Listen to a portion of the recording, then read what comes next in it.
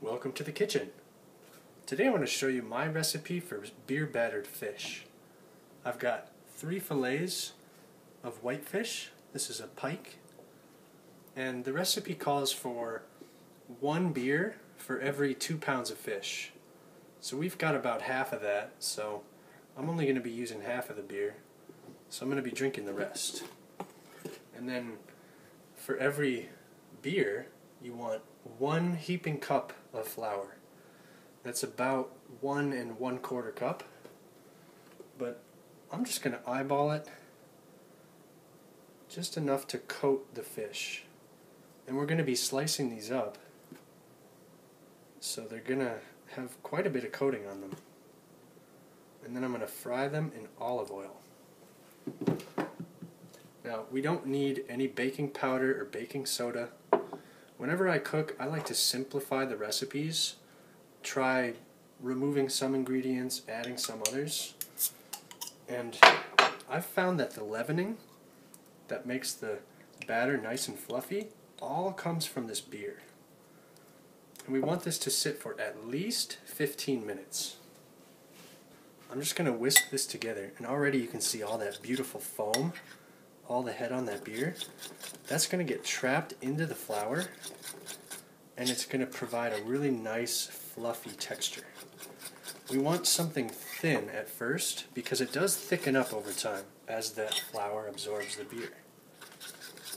I'm not going to be adding any salt or paprika or anything because the beer adds a lot of flavor. So this is a really simple way to make a batter with just 2 easy ingredients.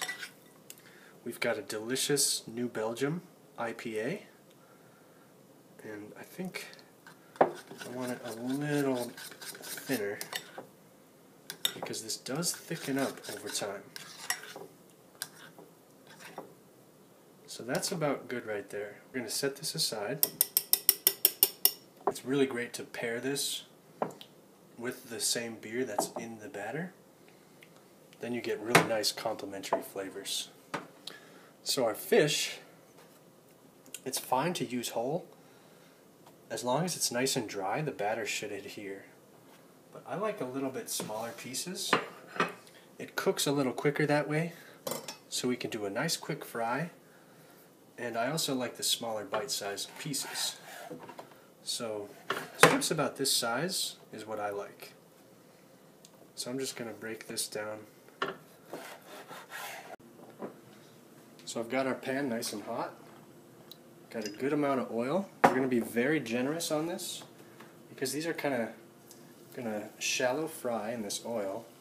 And then whatever's left over we're going to use to fry our fish. I just sliced these potatoes nice and thick to do some quick fries, and they should be done right about the time that our batter is ready to use, because the batter needs to sit for 15 minutes. I like to start the batter and then do a little batch of French fries. You could do these in the oven if you're doing a really large batch. Just toss them in oil and bake them. But I like to pan fry them so that we can do our fish in the same pan. Now as these fry, I like to whip up a little tartar sauce. Tartar sauce is actually really simple to make. We're just going to start with a little bit of minced red onion. So our final product is actually going to be a little bit pink. Especially if you let it sit overnight. This is a really great thing to do in advance. So we're going to add some minced onion, just about a spoonful of lemon juice, pickle relish, just a spoonful of Greek yogurt, and then the base is just some mayonnaise. So we're going to use quite a bit. And to finish it off, we're just going to do some fresh cracked pepper. And this stuff is just phenomenal. So our batter is set, our tartar sauce is complete, and our fries are finished. So I'm just going to gather these up, and while they're still hot, you want to salt them. The salt kind of dissolves into the oil, and it just coats them beautifully. So we'll drain off a little bit of that oil, and then hit them right away with some salt. Not too much. Give them a toss. And then I just set these aside until we're ready to eat.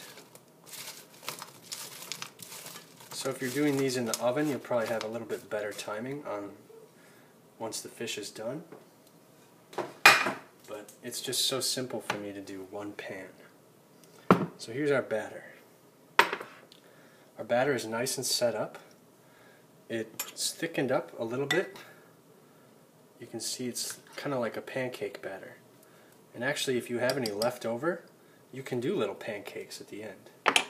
So our oil is very hot. We're just going to coat these. So they actually coat quite well, even though they're not covered in flour or cornstarch. Just want a nice coating, and then straight into the oil. These do absorb a little bit of oil, but it's olive oil, so it's pretty healthy. And it smells incredible. That beer aroma just comes right out when you fry them. This could actually be a little thicker too, the batter. I'm actually happy with it, but if you wanted to, you could add flour at any point. We're just going to fry these until they're golden brown, and then flip them over and brown up the other side. But they do cook pretty quickly.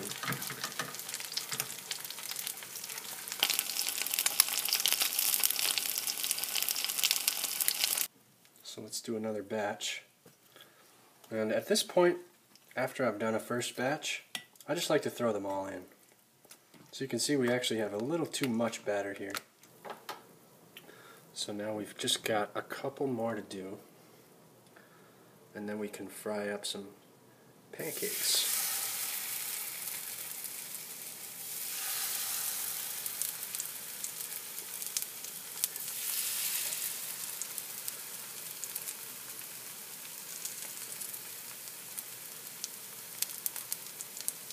Drizzling a little extra batter on top.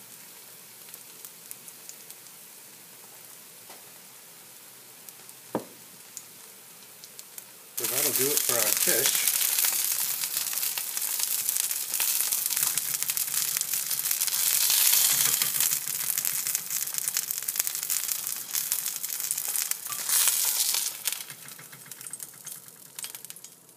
And now we're just going to make a little beer battered pancake.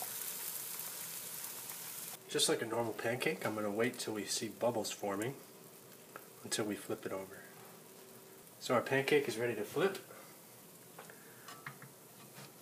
Just going to give it a little toss. So our beer battered pancake is done. And we've got our beer, our fries, our fish. I like a little ketchup with the fries. Dip your fish straight into the tartar sauce.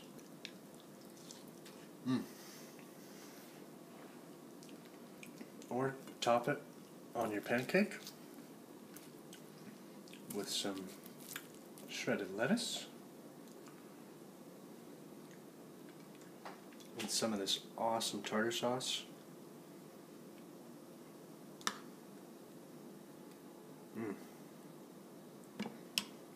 How about that? Is that beautiful or what? So I hope you give this a go. Beer battered fish with chips and tartar sauce. Thank you for watching, and I hope to see you next time.